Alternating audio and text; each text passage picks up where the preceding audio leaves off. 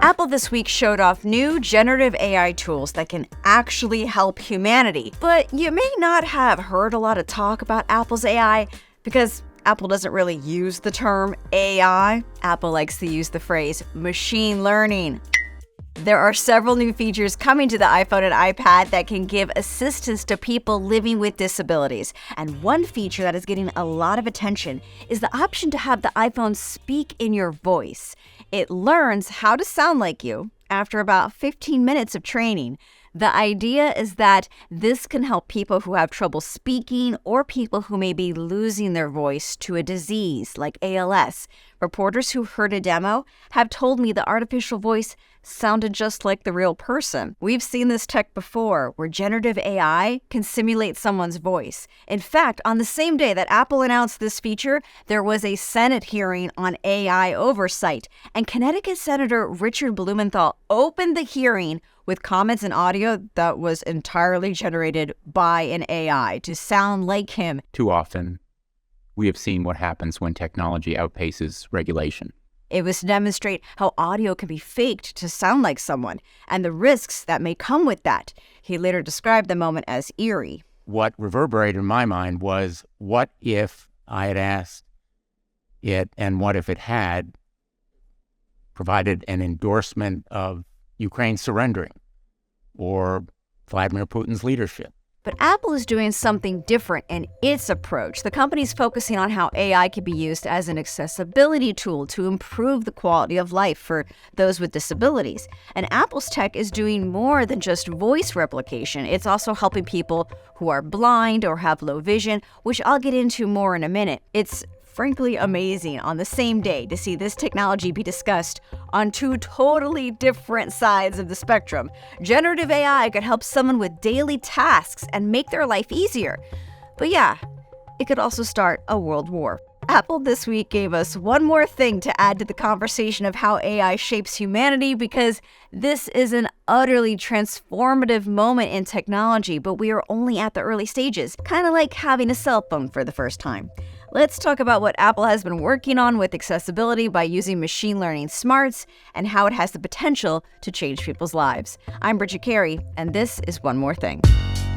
Apple previewed a number of new features coming later this year to iPhones and iPads that were designed for cognitive, vision, hearing, and mobility accessibility. Headlining the features is personal voice. This makes a synthesized voice to sound like you. And to train the machine, you have to spend about 15 minutes speaking a series of text prompts so it can learn to mimic the way you sound. It works for an in-person conversation as well as over the phone and on FaceTime. Now, Apple says it's doing all of this machine learning on the device. That means it's not taking your voice data into the cloud. It's private on the iPhone or the iPad. Now, if someone is at risk of losing their ability to speak, personal voice can help make sure they still sound like themselves when talking to family and friends, and their family still could have that person's voice in their life when chatting. For those who already are non-speaking, there is something called live speech. It's similar. You type out what you want to say, and the phone will say it aloud for you. It also works in phone calls and FaceTime.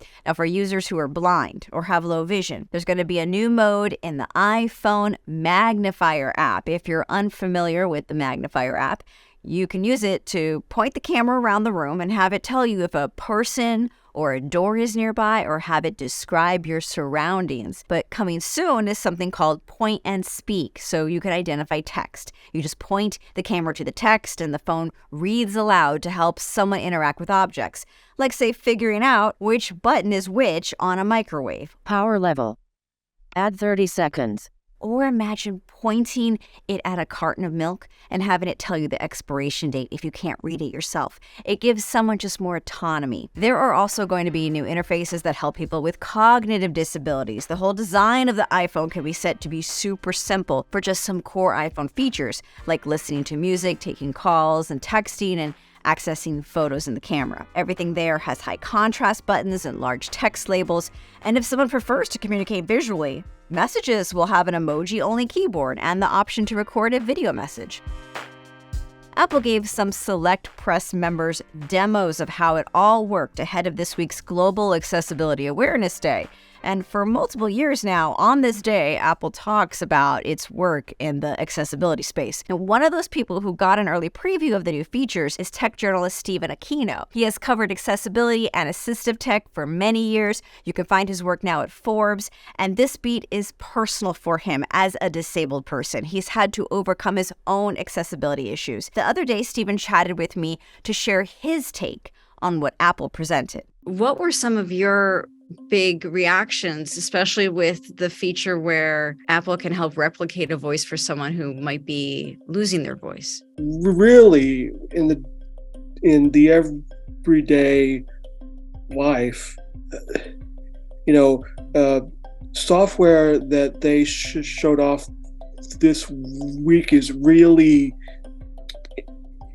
innovative, game-changing stuff because of how it helps people use their technology. And I think we as a society, as nerds, as people in the media, don't give Apple enough credit for being super innovative in that sense. I haven't heard what this generative voice sounds like. What did it sound like in the demo? It sounded like a real person. It sounded like them. Like you hear them talk, and then you hear them give the demo, and like if you closed your eyes, I think you'd be hard to tell, who is who, right? Apple did not provide a recording for us to hear this, but maybe it's something we'll see more of as we get closer to launch. Stephen said he sees himself using it because of his stutter. Having all these speech things is really heartening because, I can see myself using that feature because I get really stressed out when I talk to people on the phone or at Starbucks or wherever I am. So having that to help me would be super cool. And again, this is all not to say that there's not a lot more that Apple could do. I can think of 100 things that Apple could do, but for the here and now, it's really super awesome. We also chatted about where this tech could go next, and he said maybe the camera detection smarts could be put into a future Apple headset. So maybe you don't have to hold up a phone to get a description read to you out loud. In the end, it's about tech helping with independence. Could this be something Apple brings up at WWDC's main keynote presentation on June 5th, when Apple's expected to show off its new headset? Maybe. Certainly, the developers conference that goes on for a few days may dive into this tech more, but it is pretty awesome to see advancements like this, and it is something to keep in mind about what AI is doing for us, besides just writing term papers for students who didn't do their homework.